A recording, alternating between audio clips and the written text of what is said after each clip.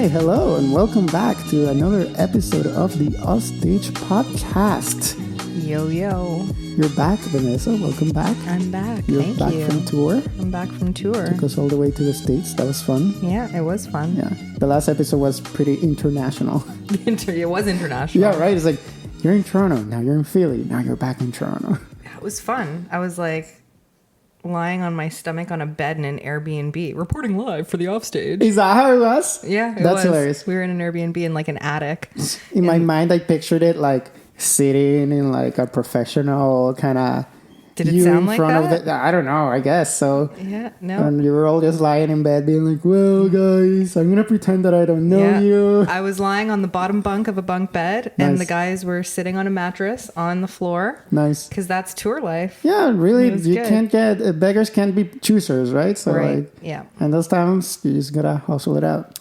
Well, that's a good setup, actually, for episode for today. Mm-hmm. Last episode, we kind of mentioned that we were going to do like a two-parter in the sense that... you were talking about getting that insight from tour, and then we were going to come here and talk about touring. And I think there's definitely a lot to talk about when it comes to touring, because touring is such a huge monster in the sense that I feel like we probably won't get to everything this time, but we will definitely have to go back and kind of... It might be a thing where we go back and talk about other aspects of touring, because touring can be so different. Let's stick to North America for now. When I get back from Europe Exactly. in the fall, we'll talk about Europe. And like, there's so many factors. Like, are you touring locally? Are you touring nationwide? Are you touring by yourself? Are you touring with a band? Are you touring to promote an album? Are you touring to just grow your audience? Are you touring as a headliner, as an opener? Like, there are so many factors that we probably won't be able to hit everything today, but it'll definitely still be like quite a big conversation. Before we get into that, though, I want to thank everyone for listening to the show today, of course. And I wanted to try a little bit of something new with everyone. If you really like the show, if you want to support us, of course, we're looking into growing the show as much as we can. The only thing that I'm asking you to do is just tell a friend. And give us money. And then give us all your money. Open your wallet right now. But yeah, tell a friend, tell a musician, hey man, or girl, or woman, or anything in the middle. Hey, friend, if you want to listen to this show, I've been listening to it. It's a lot about advice for musicians. It's free. It's pretty cool. There's a lot of insight. Just do it. Are you giving them a script? Yeah, basically. It's like a Giving scam. them a referral script? Yeah, it's like a... Click this link. I'm creating a Herbalife kind of pyramid scheme right now. If you listen to the Offstage podcast, you might or might not lose 20 pounds in the process. Listen to the Offstage podcast. Podcast.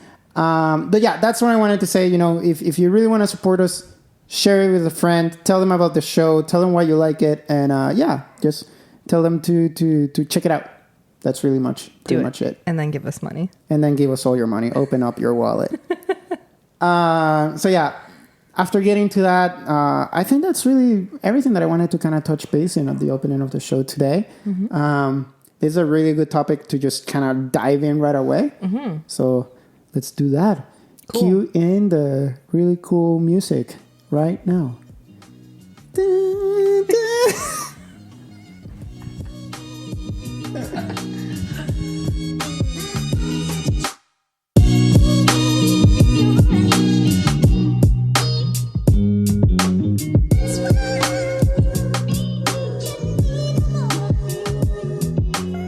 All right, so Vanessa, what is your biggest pet peeve about touring bands or misconceptions that bands have about touring? Misconceptions that bands have about touring. Yeah. Oh. That's a good place to start, because like, where do you even start with such a big topic, right? Where do you start?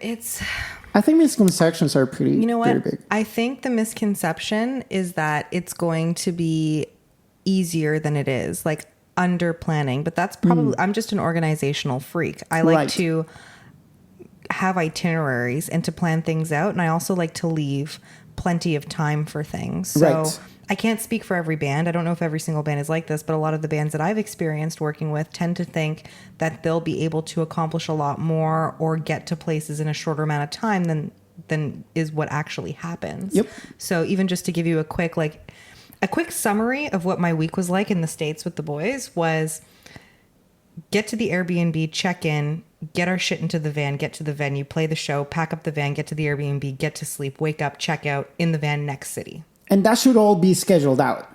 That's because, it. Yeah, it was scheduled out. Yeah, you can't afford not scheduling it. We were still an hour late to every single show. Oh my God. Yeah. And it's not like we weren't hustling. We were. You were hauling ass. We were hauling ass. We were. And yeah, that's the thing is like you can't, if you're booking a show every single night in a different city, you basically need to be prepared to leave as much time as possible. And you just got to be really smart about it. Like just people who are like, it's fine. We're fine. It's a big commitment. Always leave padding time around it. Yeah, it's a big commitment. Everyone in the band has to be committed. Like we're going to be on time. If it's time to like, if the show is done, don't hang out by the bar having 3 beers. Like pack up your shit. We're leaving. Yeah. Right? Like exactly that kind of stuff. And no, yeah, that's a big point. I think for me, one of the biggest misconceptions that a lot of artists have about touring, and it's something that, I'm just going to start from the very top. A lot of bands, like, you don't necessarily, like, a lot of bands think that they need to tour, that they need to go on tour. And that's just part of being a band. Yes, going on tour is part of the things that you would do as a band. It's one of the best parts. Right? Too. It's one of the funnest parts, coolest parts. You'll create memories. But not every band needs to go on tour all the time.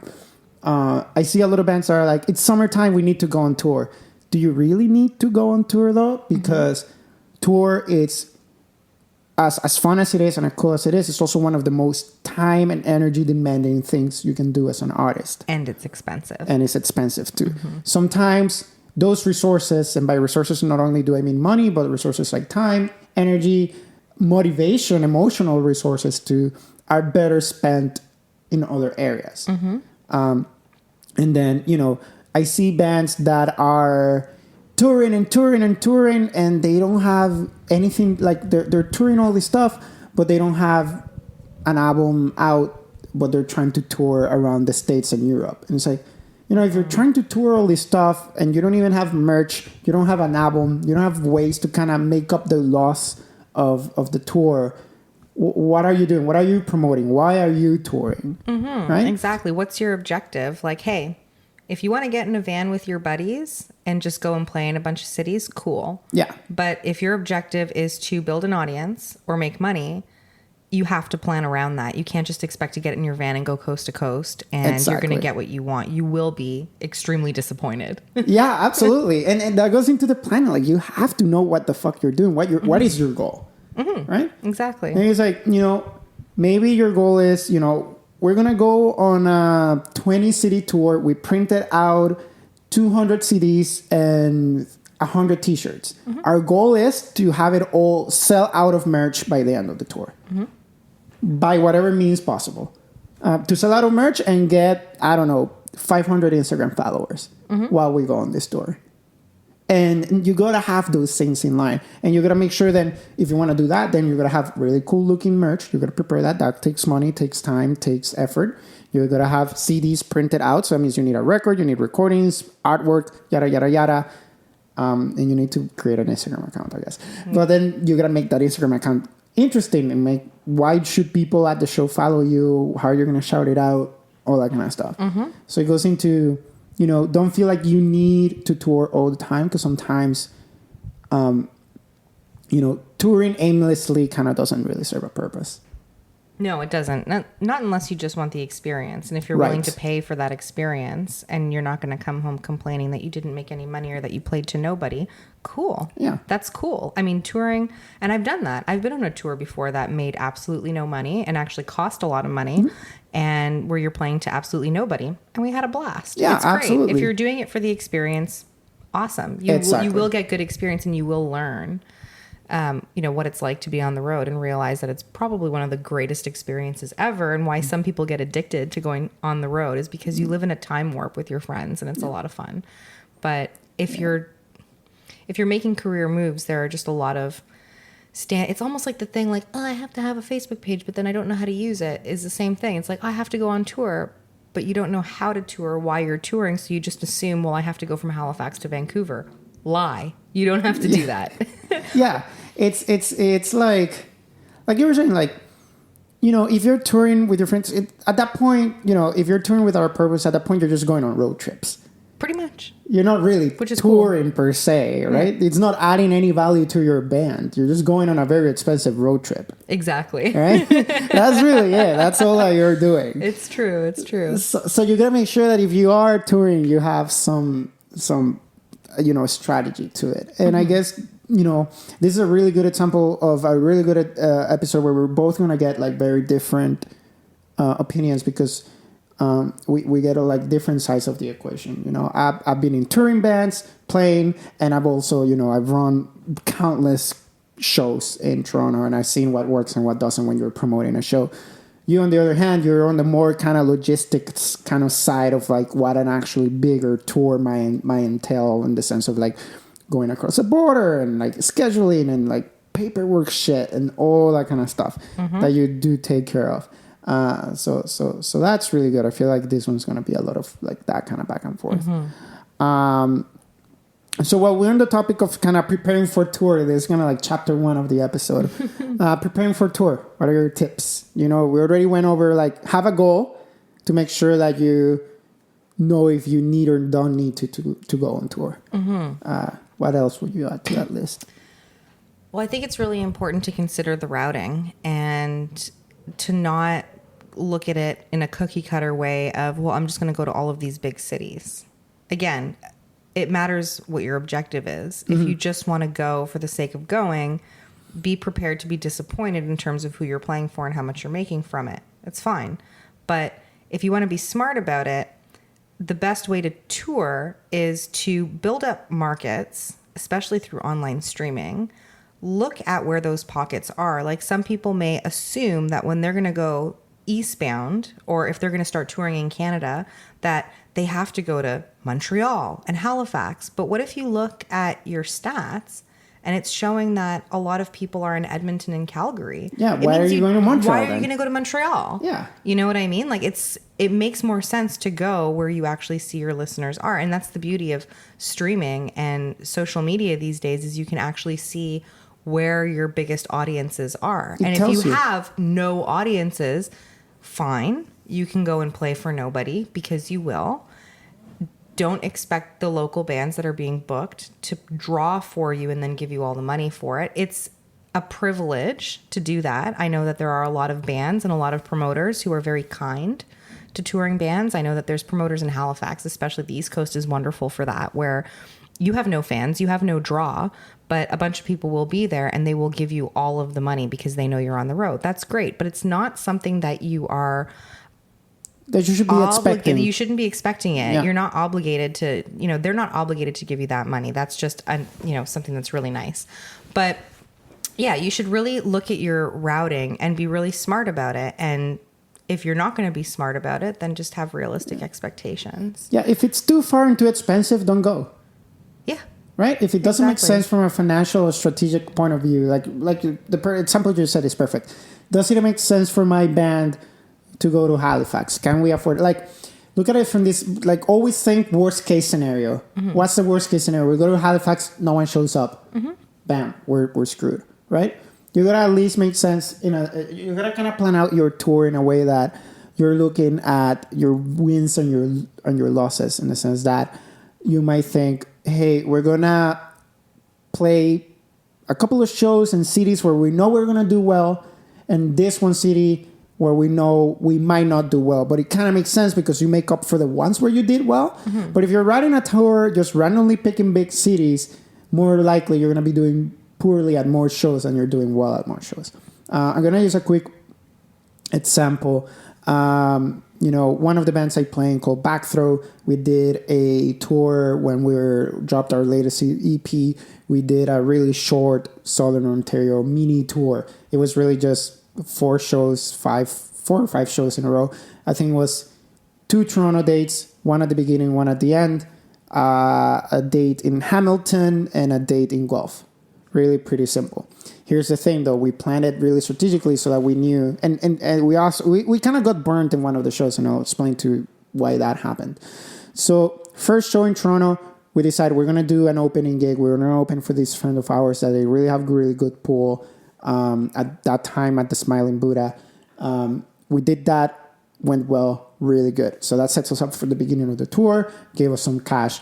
Then show number 2, we go to Hamilton. This one we took it because it was a frat party event. So we were actually opening the night with another band who was just doing all covers. So we're the only band that did originals. It went pretty well, full venue, because like it was like a fraternity event and some of the money was going to charity. So we knew like, okay, this one, no matter what, there's going to be people there. So that one was good. Hamilton went great.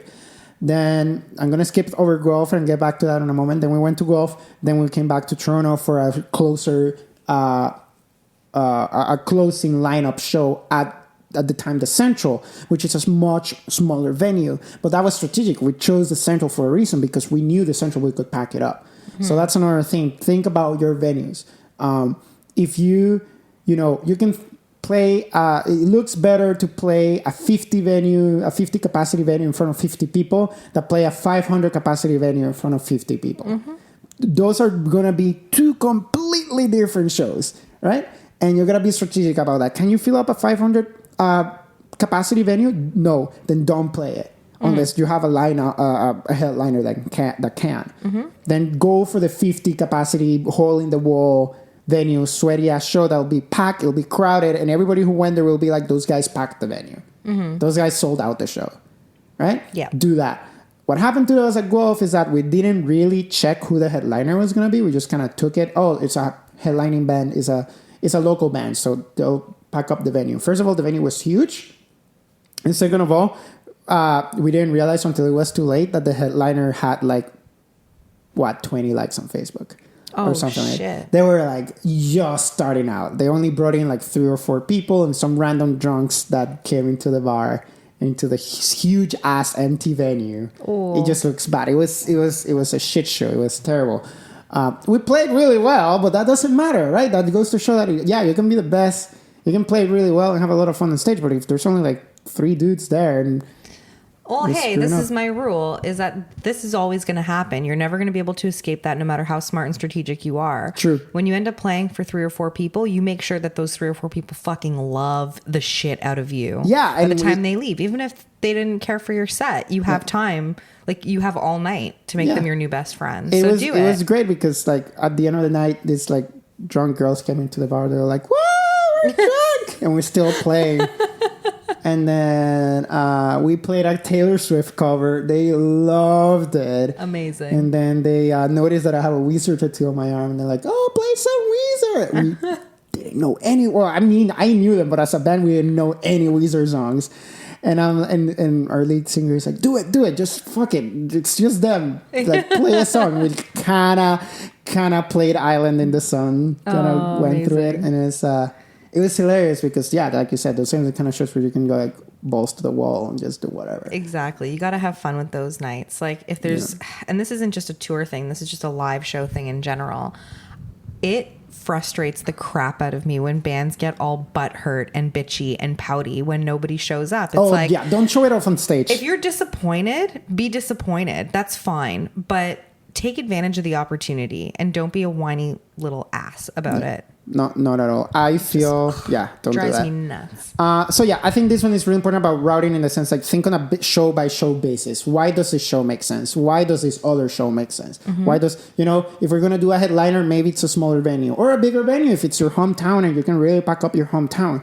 But you shouldn't, in most cases, you shouldn't play bigger venues elsewhere than in your hometown. Hometown should always be your best market in theory, right? So, just think on a show by show basis why it makes sense. Why are you opening? Are you headlining? Can you pack it up? What size of the venue? If you get offered this, like, oh, we have this Saturday last minute in Hamilton, it's a 500 capacity venue, super historical, the Beatles played here, whatever. You can say yes, but like, is it worth it? Like, are you gonna get 500 people there as a headliner? Probably not, right? Or maybe yes, maybe you're huge in Hamilton, right? No. But think about those things. But if you have no other options, take it. I mean, that's the thing. That's where it becomes like, Yeah. It depends on where you're at as a band. When you're a mid-level band and you're really starting to get a lot of attention, people are watching you, promoters are watching you, that's when you need to be really careful about those kinds of things. You can't be playing empty bars. This is the thing, is like, which band are we talking to right now? Are we talking to a band that's trying to get to the next level? Or are we talking to a band that's just starting out? If you're a band that's just starting out, really, you can get a lot of really good advice from this podcast. But at the end of the day, get in the van, go waste all your money, go have fun. I disagree. You're still going to learn something from it. That's where you listen. Just go on a road trip. Just go on a road trip. Just go do it. You don't have to lug around a drum kit when you're going on a road trip. A road trip is so much better. It's going to be fun regardless. But if you are a band just starting out who doesn't have the time or the resources to make those mistakes, then take the advice and be very, very careful. Yes. And listen to Martin. Yeah, don't waste your college. I say fuck it. You're just still going to pay for OSAP, dude. Like, come on. But yeah, just be prepared. If you're not going to be organized, you're not going to be strategic, you're not going to take the advice, you are going to take a huge financial hit for it regardless. Because even if you make a little bit of money at every single show, I'm telling you right now, like even just looking at the numbers from our last 2 tours, like it's really expensive. Like your expenses will add up and they will smack you in the face. You need to be really smart. It's not like the price of gas is going down. Like, oh my God. Yeah, exactly. And you have like a huge van that's full of gear or a trailer full of gear. It's like, that's going to cost a lot more gas too. So yeah, you need to be really careful. And there's so many different ways that you can. And that's the one thing we were really successful on. So the boys did 2 tours. They did one in Ontario, one in the States, in the beginning of May and at the end of May, early June. And they ended up walking out from those 2 tours up a little over $500, which is amazing for their first 2 tours to actually come home with money. Yeah. Yeah. No, that means that you did a really good job of planning out what well, yeah, because you need there's a rule. It's like you expect that even when you're a mid-level band, like your first few tours are always going to be at a loss. Yep. So these were really short tours, but because of the way we planned things so carefully and tracked everything, accountability is huge in this numbers game. That's why we ended up walking away with money. You know, just start up a Google sheet and really start putting in the numbers, because then that'll really show you if you can afford the tour or not. You got to think about food for every night. Like if you're a I don't know, if you're a ska band that you have like 7-8 people in the band, that's 7-8 dinners every night. Mm-hmm. Right? Mm-hmm. Like, think about those things. Yeah, definitely. Can you actually afford it? It's obviously much easier to tour if it's just you, or if it's you and one other person. If it's a 2 people, 1 people band, these are things that you have to think about. If it's 7 of you in the band, then you need 2 cars probably, or a huge band that can actually fit 7 to 8 people plus gear. Mm-hmm. Right? So how are you going to be doing all this? Do you even have a band? Maybe you don't have a van, so you have to rent one, get one from a friend. What are you going to do? If you don't have a van, are you really in a band? No, you're in a band. Is that band? Get is it? that a thing? What? No, but yeah, like. So advice number 2: buy a band. Apparently. Blow up one tour. Why do you want these musicians to just blow all their money? Okay. On these tours. Honest tour tip number 1. Number 2, I guess. Number 1. Spreadsheet. 1. Yes. Important. There is a spreadsheet. Okay. So this is the way you should break it down. First, you have to look at whatever guarantees or door splits you're going to get. Okay. That's section number 1. I'll tell you how to fill it out afterwards. Section number 2 is your merch. Section number 3 are your actual expenses as you go.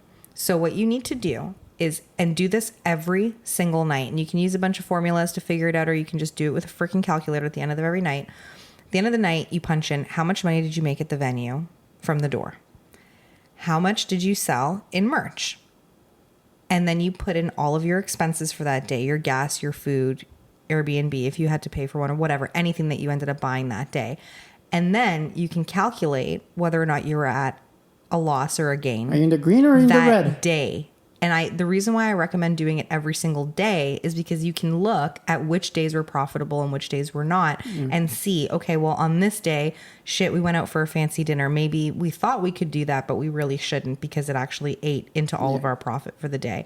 It's better to do that during the day than at the end of the week, because you can be like, you know, it could be 5 or 6 days into tour and you think like, hey, we made a lot of money in merch, so let's go splurge. But because you didn't do the numbers, you didn't realize that you spent a lot of money in gas or whatever, something happened. Maybe gas is much more expensive in this city than this other city, or beer is more expensive here than there. Yeah, or you drank too much one night, or like who knows? There's like so many different things. Or like, you know, something happened with your gear, or you needed to get like new strings or whatever. Like anything could have happened that you don't even remember that, which is why you should do it every single day. Plan for emergencies. That's important too. Exactly. Yeah, exactly. So you have to. That's why I think you should be really, really lean with your expenses, especially when it comes to food. It's like bring a freaking cooler with you and have lots of snacks. That will stop you from going to freaking Tim Hortons and McDonald's every 4 hours. Canned food is your best friend. Canned food. Oh, we didn't do that. We had lots of dry snacks, but perfect too. It made a huge difference. Yeah. It really made a huge difference. Like even just to go to the grocery store and spend $50 on like, you know, cheese and cracker platters and like cold meats and, you know, fruits and veggies and stuff like that, plus a bunch of dry snacks like granola bars, yogurt, anything. You're on tour. You're not on like a super luxurious trip, right? So kind of. It made a really, really big difference. I know for a fact because I've been on a tour where we were at friggin' Tim Hortons and McDonald's, and you think because you're going to fast food, it's cheap, but that shit adds up really fast. Before you know it, you're spending $50, $60 a day, especially on like this stuff. If you go to the States, groceries are pretty cheap, right? So like if you buy in bulk, they're pretty freaking cheap. They totally are. Yeah. So you put in at the end of the day, you put in what you got at the door. In your merch spreadsheet, it makes sense to have it broken down item for item. So usually you'll have like CDs, t-shirts, and hoodies. Write down what your selling price is and write down what your cost is. So at the end of the day, you're actually deducting the cost of that shirt. Like if it cost you $5 to print a shirt, but you're selling it for $20, so that you know your actual real profit. So you're not blowing up the numbers in your head and forgetting that you had to pay for that merch to begin with. Is $15 per shirt, not $20. That is called margin. Ooh. Profit margins. Business 101. So make sure you're getting an accurate read on how much money you actually made that night. So then you add those up, and then at the end of the night, you save your freaking receipts. Just get into the habit of saving all your receipts and plug them in and put them into columns too. So that at the end of the day, you can see like, oh, this is how much we spent on gas. This is this is how much we spent today, so that you have to go and analyze it after the fact. This is how much we spent on gas. This is how much this is something I learned about the States. Tolls. We spent almost as much on freaking tolls. Oh, highway tolls, right? Highway tolls. Shit. I'm used to highway tolls being like $2, $4, $5. Like, hello, $30. What? $15. Where $20. This is all in the east, like around the East Coast, like DC, Philly. When did it get that New expensive? York, Boston. It was insane. Jesus. It was absolutely freaking. They spent like $130 some odd in tolls. And that's something you usually wouldn't plan for. You would forget about it. Exactly. Yeah. Exactly. So that really ate in to our profits. And if you're listening to this right now, you're probably thinking, shit, that sounds like a lot of like work and really boring. And just do it. And Get off your lazy ass and do it. Make the spreadsheet once. It's easy to plug the numbers in. And what I'm saying is, exactly. First of all, you can do this from your phone. You can get Google Sheets on your phone. Yes. You can do this. There's going to be so much time to kill on sitting in a van anyway. Might as well be productive with it. Yep. Right? And hey, if you don't like it, make the bass player do it. You know, like always make the bass player do it. Just let the bass player do it. Honestly, and I know this because it's been done. It takes 5 minutes at the end of the day. It can become a huge task if you're trying to do it at the end of the tour, and you have all these receipts, and you're forgetting like how much do we make in merch. Like at the end of every show, it's bite-sized information. It's so easy to plug those numbers into a spreadsheet. The biggest task is setting up that spreadsheet to begin with. And even that's easy. Just like, Google it, YouTube it. You'll figure out how to do the formulas. Or you know what? Drop me a line at the offstage and I will give you the spreadsheet. You know what? Maybe let's do this. Maybe we put out like a Google Sheet template that people can download from the offstage. Sure. And it's like, hey, here's your tour expenses and revenue template. Mm-hmm. You know, maybe you might need to edit it a little bit to like kind of adjust to your own kind of band or plan. And then, it'll be live on our social media on Twitter at The Offstage, Facebook at The Offstage, and Instagram at The Offstage. We'll do it. It'll be either the day this comes out or a little bit after. Just follow us so we can tell you when it's out. Yep. I'll give you the template. Then you can't complain. Yeah, and I think it's really important, going back to, make the bass player do it too. That kind of made me think about another tip. So here's tip number 4, 5, or 7 at this point. Make sure that you have if you have a lot of people in your band, use that to your advantage. Make sure that every person has a role in the sense that, hey, bass player, you're our merch person, in the sense that you make sure to keep track of merch. You're going to be the one manning the merch table after or before the shows. If you don't have a specific merch person that can do this, right? Hey, guitar player, you're going to be the driver. So you're going to be driving us back and forth. So you can't drink. Make sure that he doesn't drink. Hey, I'm the drummer. I'm going to be working. I'm going to be the accountant. I'm going to be keeping track on all the money. Wow, I don't know. We make sure that the keyboard player or the vocalist is the clock, basically telling us that he follows the schedule to a T. He's making sure that, if we are still hanging out at the venue, we need to leave in 20 minutes. They're starting to tell us, hey guys, 20 minutes. We're leaving in 20 minutes. Literally like mom. Like a mom telling all the kids that they 20 more minutes and we have to go. Yeah. Right? Exactly. So make sure that all these tasks are divided so everybody knows what their role is before you actually go on the road. Because you don't want to be assigning these roads willy-nilly and then it's just a huge shit show. Everybody has their task and that's it. Yep, and you go. that's exactly it. We were lucky we had a crew, but at the same time we're dealing with a 2-piece band. Yep. So a 2-piece band that has a lot of stuff to focus on. They need to, play killer sets.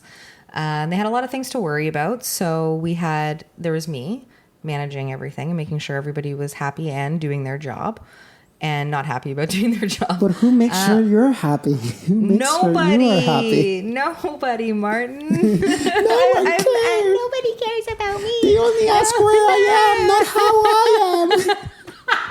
Where's Vanessa? How about how's Vanessa? No, it was great. I mean, that's the job, right? Yeah, no, exactly. That's when you're like virtually the parental supervisor of the crew, then you're the one. I'm happy when everyone else is happy, there and go. that was good enough. And I texted my mom every night. No, Aww. I'm kidding. I did. No shame in that. I did. I actually no did. shame in that. Hashtag no shame. So we had it, and this is what you can do when you can assign these roles to your bandmates.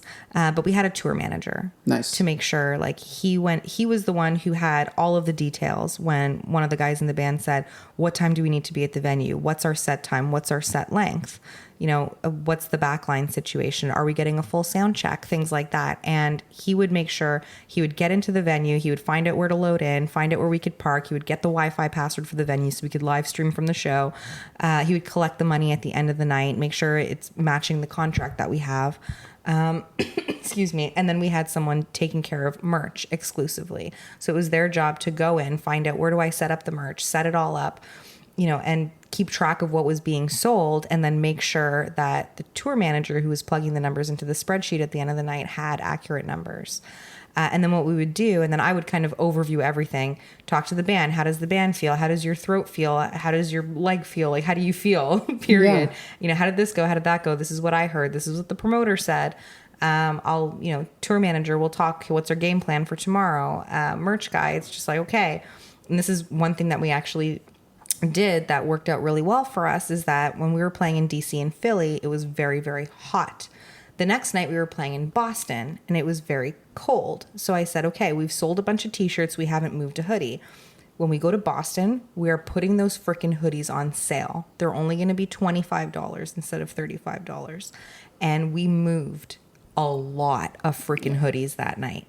So even thinking strategically, like you said, on a show by show basis, is take a look at the lay of the land. If you're touring in winter, sell hoodies and toques and gloves and like all that.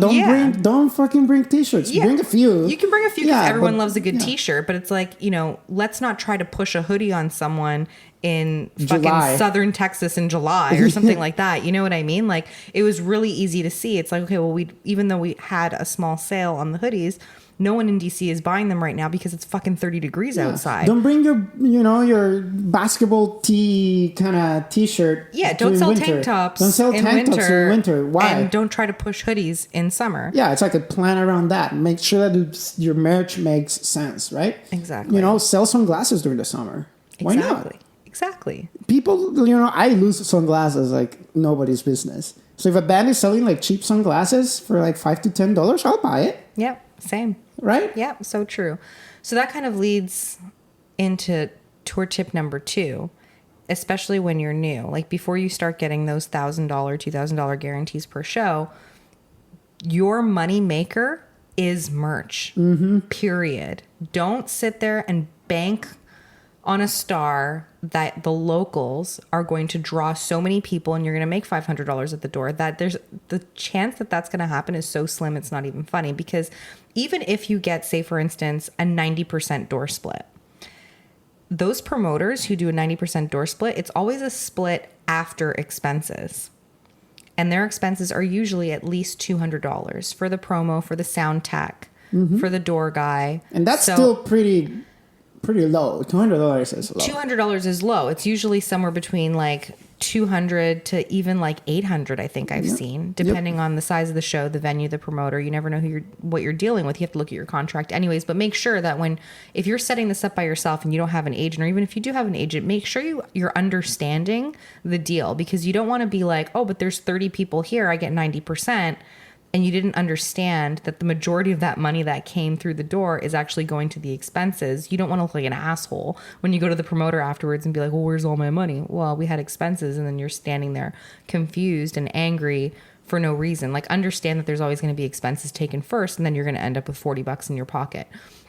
Go into every single show on tour expecting to make all of your money on merch, and then move that merch. Yeah. Move it. And it's important, like, it plays a big part in the sense of even, like, bring it up during your set. In between songs, hey, guys, we have merch at the back. We just, it's the middle of summer. We just put out these really cool sunglasses, put them on stage and say, hey, this is what they look like. They're pretty cool. They're on sale. Or, if you're in the middle of winter, I know it's hot. You can grab a hoodie. I know it's cold, sorry. You can grab a hoodie, all that kind of stuff. Really sell it, show it off. Kind of, if you don't bring it up, people are not going to come down to the merch table. Just make sure that you have, and there's so many things. Don't only be limited to only merch, only like shirts and hoodies. Lighters, everyone's going to go for a smoke break, right? Sell lighters with your band logo in it. As long as it makes you the money back and they keep it and can see it, that does well. I've done coasters. Those do great. You can also do really interesting things with merch when you're selling merch, in the sense that you can kind of double convert people. Say, hey, a t-shirt is $20, but if you show us your phone and you're following us on Instagram, if you give us an Instagram follow, it's $15 or something like that. Strategize in a way that merch not only is driving your revenue, but it's also driving other things too. You can make merch a really big part of your strategy. Yep, definitely. And a really good way too, and I say this to every band, this is just a rule, is that don't be that guy who shows up, loads in, and then fucks off until set time. Hang around the bar, talk to people, make friends, stand by the merch table. When people come up and start talking to you, talk to them by the merch table, because in a weird psychological way, you're almost guilting them into looking over. Like, if you have a great conversation, they're going to look over and be like, okay, I'll buy a t-shirt. One thing that I would totally recommend, make your merch table appealing, in the sense, like, not only make it like, I don't know, like, I forget the band at this point, but I remember I really was hanging by a lot of people were hanging by the merch table because they had like a mannequin head. Just like a very creepy mannequin head on the table. And so people were like, something as simple as that. Beyond the wall. Huh? I think that was Beyond the Wall. Was it that? Yeah, well, they put a mannequin head on stage. So I think it would stay at the merch table too at some point. Probably. Maybe it was them. And a gas can. Yeah, because like people are like, what the fuck is that? And then when they're there, you're like, hey, do you want a t-shirt? They're on sale if you follow us on Instagram. Bam. Like, make it appealing. Put some, like, if there's shitty lighting at the venue, grab some lights from somewhere. Like, anything that you can do. I know that I've seen bands where they have like a TV and a Nintendo GameCube by the merch table. So like, you can come down and play some games and then buy merch. Like, it's super fucking smart. Yeah. Right? Like, there's so many things you can do to make the merch table kind of really appealing. This is almost like a subtopic almost. But it's so important because this is your moneymaker when you're on tour. So it's a huge part of it. You're working on your live show and making your live show appealing and entertaining. Make sure you're doing the same. So many pillows on this sofa. She's just like throwing. Vanessa's like struggling. She just threw Pikachu in a very violent way. He doesn't deserve that. Not violent. Stressed out. But yeah, make sure that you're also working on the stage presence of your merch table. Make it appealing. Stage presence, thank you. I can't tell you how many times I've seen a completely deserted merch table, or someone who's like the miserable member who got relegated to the merch table for the night. Like, seriously, this is your moneymaker. Yeah. Nothing wrong Enjoy with like, it. I know that sometimes the person on the merch table is your buddy, is your friend, and that's great. But make sure that if you're gonna put someone on the merch table, someone like talkative, someone like that can easily kind of just strike up a conversation and chat. Like this person is at the end of the day a salesperson, right? So like maybe getting your shyest, most quiet friend to run the merch table not a good idea. might not be the greatest idea. They might be more helpful helping you with gear or as a guitar tech or a drum tech or something like that. Exactly. So be strategize around that because that's where you're going to make most of your money during tour. So make sure that it's appealing, that it's being run by someone that's energetic and talkative, and that you have, like an attention grabbing thing, and make sure that you're double converting people. Make sure that you give them a deal if they follow you on social media or something like that to make sure that you're getting not only the sale, but also like they sign up to your newsletter or they, or whatever or something like that. Sign up to our newsletter, get a free code for our EP, that kind of stuff. Yep, come up with cool things like that. And now this is a bit of a subtopic, but it's a piece of advice, and I wrote an article about this a couple years ago, is don't get sucked in, unless you're going on a huge tour, playing some huge festivals, and you're expecting to move a couple of hundred shirts. Don't get sucked into the bulk order scam. Yeah. It's not a scam, but like the idea where, I only have to pay $6 a shirt if I buy 200 of them. You're going to be sitting on those shirts for a really long time, and your band is probably, you're going to give them away. Your band is going to break up by the time you actually sell all of those. Like, it's just, don't get sucked into that. If the shirts cost an extra $1 or more, like, don't worry so much about that extra $1 or $2 profit margin. Buy short runs so you're actually truly making money. Because if you buy 200 shirts and you only sell 30 of them, you haven't even made back the money you spent. But if you buy 30 shirts and you sell 30 shirts, ta-da, you actually turned a profit. It's like magic. It is magic. And it's a beautiful feeling to sell out of shirts. Yep. Except when you're on tour and everybody wants a freaking large and then you don't have them. Fuck. But yeah, no, that makes sense. And strategize your merch too. Like we said, not only summer and winter, but also like where you're going. Are you going to like one of those like very preppy university towns? Maybe get some frisbees because like, that's what very preppy university people do. Is that what the... I don't know. I guess that's the image that I have in my mind, that they play frisbee all day outside. But you know what I mean? Like a lot of bands were doing, what do you call it? Fidget spinners when those were cool, right? Like strategize your merch. What's cool right now? Like a branded fidget spinner. That cool things, maybe that doesn't do well right now, but back in the day it would have. Back in the day, 6 months ago. Yeah, I love cool merch ideas, and I'm all for it. But always, always, always have the standard T-shirt. Oh yeah. I'm not saying only do fidget spinners. No. I'm even saying it to myself because I used to be one to like be totally out there and like just do something cool, do something original. Fuck the black T-shirt with the white logo. But those things sell like crazy. So when you're on tour and you need to make money, have a standard T-shirt that people are going to want to buy and even sell it at a discount, but then have something really cool and appealing for people who are looking for something different. Because the more creative you get, also the more expensive it gets to make that merch. Exactly. The black T-shirt with the white logo might not be the most cool and appealing one, but you can get those for like $5 to $6 each, right? You can't say the same for every other piece of merch, right? Exactly. Next advice, and actually you will actually really like this one, I feel like. If you're going on tour and you're going through the whole cost and pain and everything of going on tour, make sure you have a media strategy for the tour. And by this, I mean media/content strategy. Yes. There's so much stuff that happens in tour that you can totally take advantage of. Either have a band member or someone that's not in band to be like the facto cameraman on their cell phone or whatever. Or an actual camera. Cell phones nowadays shoot really good video. And make sure that you have a content strategy. Are you going to be shooting everything? Kind of, when my band went on tour, we did like this really funny vlog videos. Back in that time, vlog was still kind of like relatively engaging, and you can still do vlogging right nowadays. I feel like that's totally great. You can go live while you're on the van from venue to venue and do really funny stupid things, like maybe you have like a rock paper scissors competition while you're on the van or something, or you live stream the band doing HQ trivia. Like there's so many things you can do. Make sure you have a content strategy. You can be filming footage for a music video. You could be filming skits while on the road.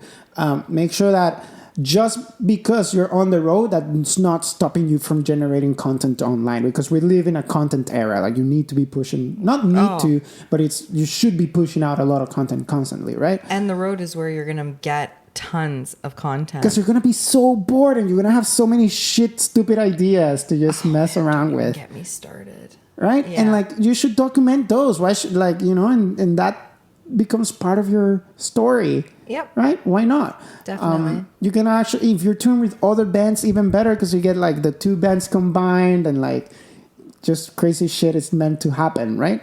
So make sure that you do have like a media strategy, in the sense that you're either doing that, or maybe, you know, you bring like one of those like pocket studio recorders and you're recording like acoustic versions while on the road of your tracks, or doing covers while on the road. Maybe you can have like this little silly thing where like every time you go to a different city, your band does like an acoustic cover of a band from that city, and then you promote that post on that day on Facebook on Instagram. So like, for example, you're playing Toronto and you're like, hey guys, here's us covering DVP by Pop acoustically. We're going to be playing tonight at Lee's Palace. Come check us out. Why not? Like, you can do that in the morning on the either before getting on the van or on your way on the van. Like, you just plan it out ahead of time, like 3 months before, what songs you're going to be covering anyway for these kind of silly posts. And it can only be like a verse and a chorus. You don't have to do the whole thing. And that becomes part of your strategy. And it's a great way to, you know, promote your show as well. If you're going to Boston, you cover a band from Boston. If you're going to, like, you know, like, why not? Yeah, that's a good idea. And even the objective is too, again, if you're not necessarily the creative type who can come up with like cool bits and ideas, is that just understand that when you're on the road, just share your journey with your audience. Like, being on tour is such a gift and a privilege. I keep on saying that. It's something, I've been on road trips, I've been on trips, I've done so many different things, but being on tour with a band is an experience that very few people actually get to experience. So when you share that with people, I think it's really cool for them to kind of see what happens and what it's like to be on the road in the van, moving city to city, sharing the good, sharing the bad, sharing the ugly, sharing the awesome. Like, do it. Yeah, and there's no excuse to not make the most of it. Oh yeah, totally. You know what I mean? Totally. And I think there's like tons of things that can happen. And tour is like a big monster. You know, from all the way from like, do I need to tour, to how do I do it? How do I plan it out? All that kind of stuff. Of course, if you have a media strategy, there's so many things that I could recommend. Also, like, you know, make sure that you're recording your your sets. I think that's a great thing you should be doing. Film your set, and I'm not talking like film it to release it.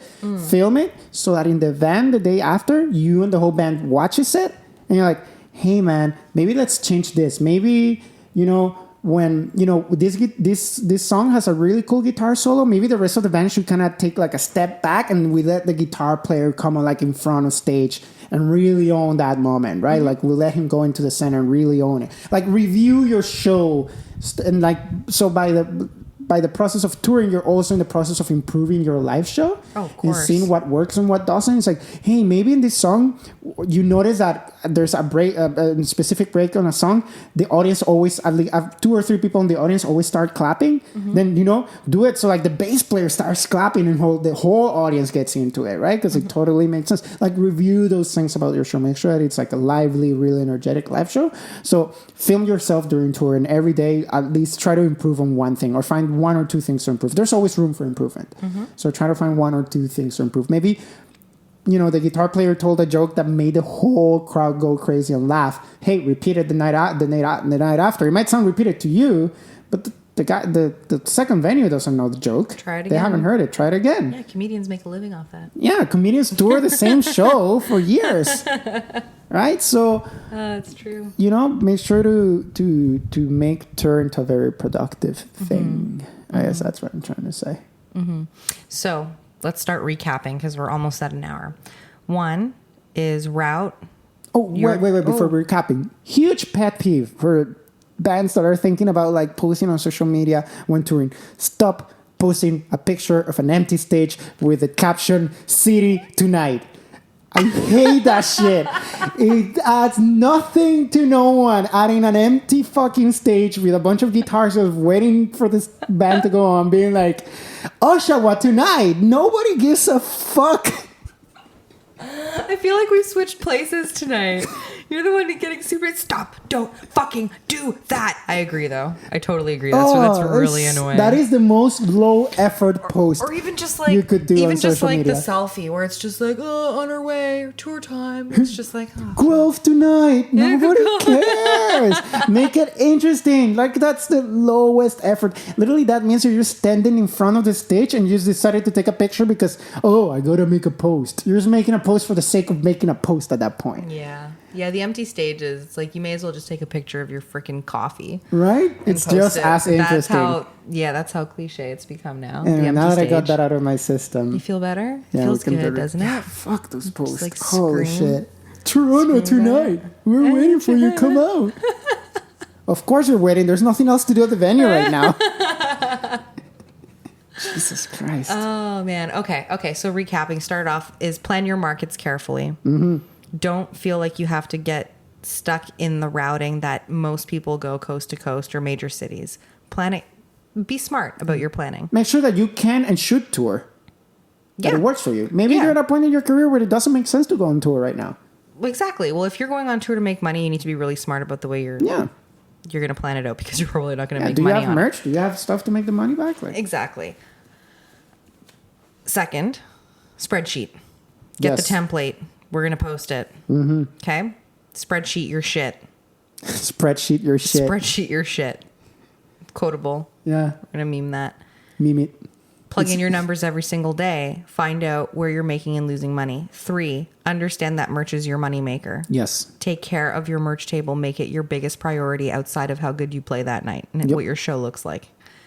I feel like I can't speak media properly strategy. now. Media strategy. Number 4, have a media strategy. I'm tired, guys. I'm tired. Right? I can't speak properly anymore. Basically, tour is, I think that kind of lesson here is like a lot about preparation. Make sure you're prepared. Mm-hmm. Worst case scenario. Hey, if you're a touring band and you're going to the States, if you're from Canada and you're going to the States, hey, you don't have free healthcare in the States. So if something happens, you gotta make sure the band is insured. Like, get some travel insurance, some Blue Cross kind of stuff. Who knows? Travel insurance, get gear insurance. Yeah, like, plan everything. There's so many things that can go over your head that it's really, you might even, reach out to someone that might know better than you. Reach out to a band that's already been, if you're going to the States for your first time, reach out to a band that has been to the state a couple of times and say like, hey guys, what are things that I should really, really think about before I go?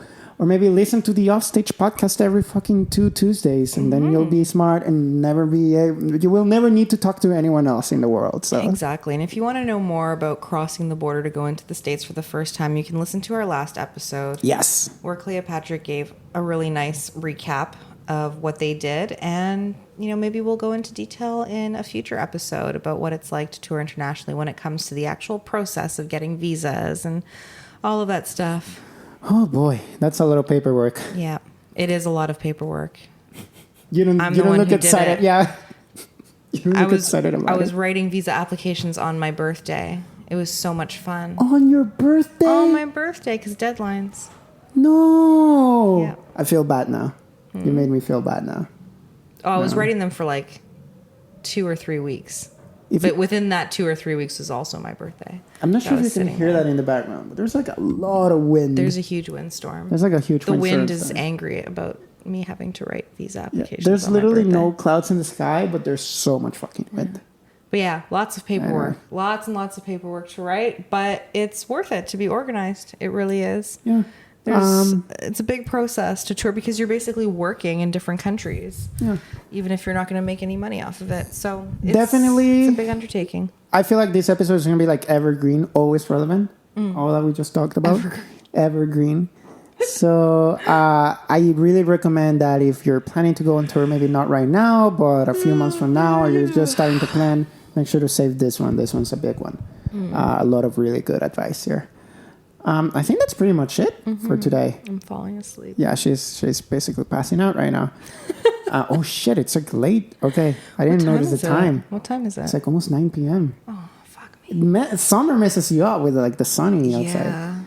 Anyway, thank you so much for listening to yet another episode of the Offstage podcast. We are on all of social media, every single one of them, even the weird ones. We are on Instagram as The Offstage. We're on Twitter as The Offstage and Facebook as well. Make sure to follow us there. We'll be posting a spreadsheet, the spreadsheet template this week, the week that this episode releases. We put out episodes every 2 Tuesdays. And make sure to subscribe on your podcasting app and keep listening to our show. Make sure to tell a friend as well.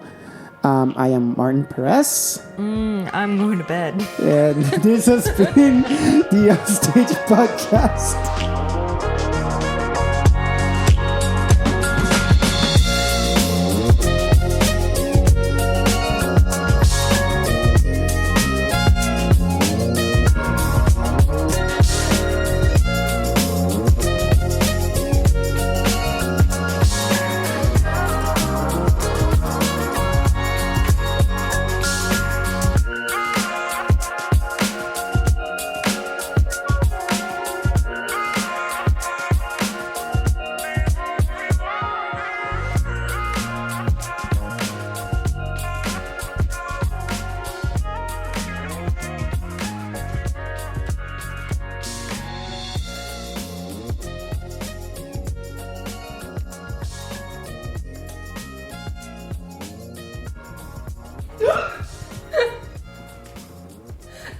That funny.